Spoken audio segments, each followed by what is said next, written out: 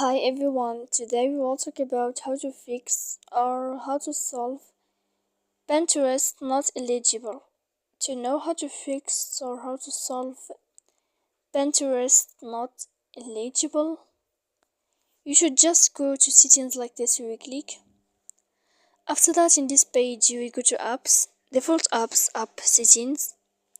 When you will see this list, you will go down to find the application of Pinterest and you will enter. Then in this page here we go to click for stop. When you will end this, you will enter to storage. After that, in this page you will click clear cache. Then you will go to click clear data. And when you will end all this stuff, as you see here, you can turn off your Wi-Fi. So please don't forget to support us by like and subscribe. See you next time.